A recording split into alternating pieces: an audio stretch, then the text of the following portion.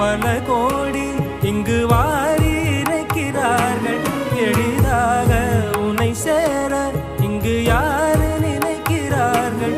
அலங்காரம் அதில் நீ இல்லை, அகங்கார மனதில் இல்லை. துளி கள்ளம் கபடம் கலந்திடாத அன்பில் இருக்கிறாய். உணர்ந்தே